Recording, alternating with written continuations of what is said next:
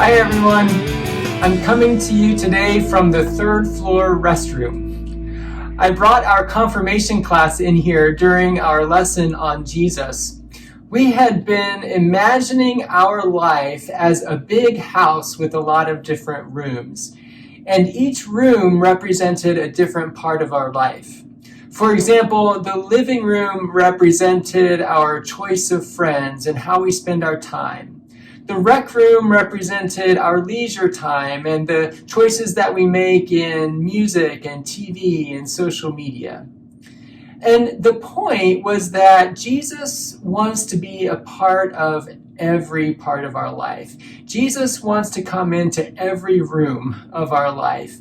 And there will be some rooms in which he'll want to make some changes. And there will be some places that he might want to close off.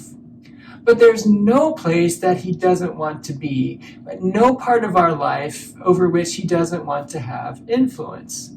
And so we ended that lesson here in the restroom, and the point I was trying to make is that there is no part of our life that Jesus is too ashamed of to claim. And so I'm trying to make this deep, meaningful point, and the teens are just snickering and giggling and trying not to laugh out loud. And finally I said, "What are you laughing at?"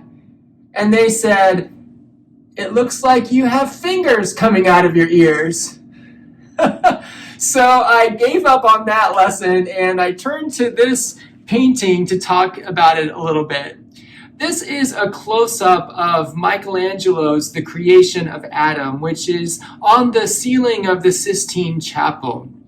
Now, you'll notice that in this painting, God is clearly focused on reaching Adam. God's muscles are taut. His body is twisted toward Adam. His face is fixed on him. His eyes are gazing at him, and his finger is straight and ready to touch.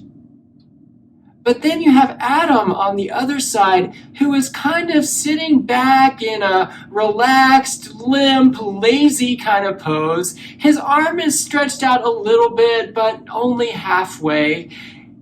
And you can't really tell if he's just indifferent to the whole idea, or if he doesn't have the strength, or if he figures that, well, God's come this far, surely God will come the rest of the way.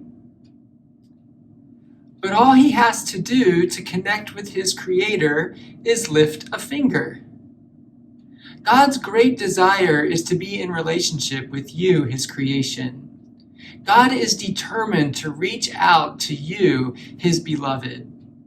But God never forces himself on anyone. There is always space to choose. God is never more than just a hair's breadth away.